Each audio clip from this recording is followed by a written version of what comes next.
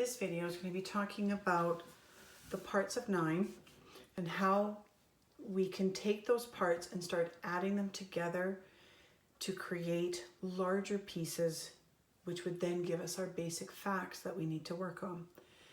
In this instance, I might ask kids orally, what are the parts of 9? And kids would tell me that I know 5 plus 4, I know 4 plus 5. We would hope that they would use the 5 plus 4 or the 4 plus 5 to then come up with 3 plus 6 because they're moving one number from here over to here. And then we would want 6 plus 3 because that's the commutative property. We hope that they would also tell us 2 plus 7 and the commutative property, which is 7 plus 2. And then we would also hope that we would have 1 plus 8 or 8 plus 1. And let me see, I know that I've got all of the pieces. 1, 2, 3, 4, 5, 6, 7, 8. I just know that there's a pattern in those expressions, and therefore I was just doing some quick counting to figure out if I had all of my parts. We would have these parts in front of kids when we did this activity because we don't want this to be a guessing game. We want them to always come back and refer to those pieces, because most of the time kids are getting stuck on adding the 5 and the 4 or the 7 and the 2 or the 2 and the 7. So for this example, I'm going to use 2 plus 3 plus 4. And we want kids to have this built in front of them. I'm the teacher, so I'm doing all of the recording, and the kids are doing the movement and the thinking part of it. And at this stage, I'm the one that's doing all of the writing for them.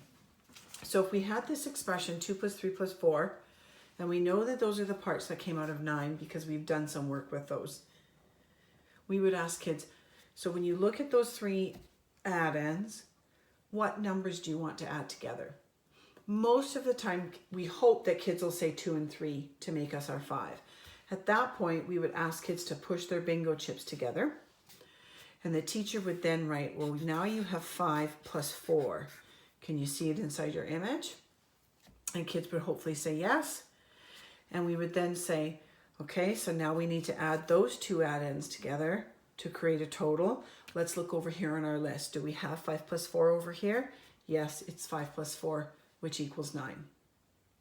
Okay, we would then go back to the 2 and the 3, and we would say, are there other amounts that you could add together? Well, we would also hope that kids could say, well, I might want to add the 3 and the 4 together because I know how to do that. That makes us 7. If they don't know that it's 7, we want them to push them together, and we hope that they can see that there's a 6 and a 1 in there, and maybe they know that's 7, or we hope that kids can see that there's a 5 and a 2, which is also making that amount of 7.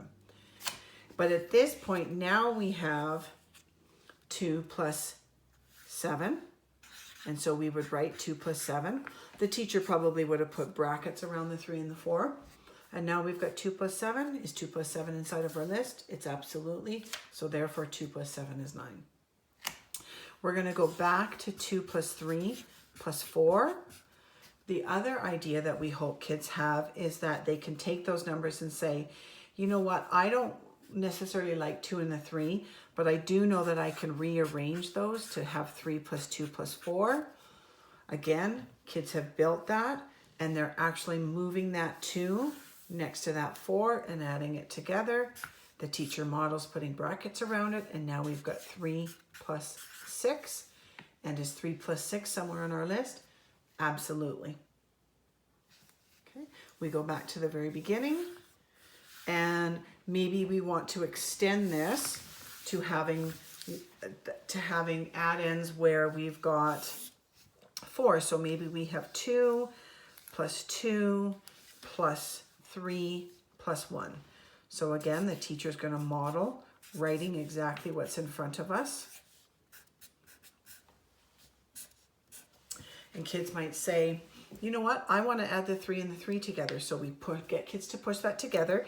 The teacher says, okay, so you switched it around. You used the associative property, 3 plus 3 plus 2 plus 1. You wanted to add that together. That makes 6 plus 2 plus 1. Now what do you want to add? Oh, perhaps I want to add the 2 and the 1. So kids would push the 2 next to the 1. So now all of a sudden we have 6 plus 3. Do we have 6 plus 3 in our list? 6 plus 3 is right there.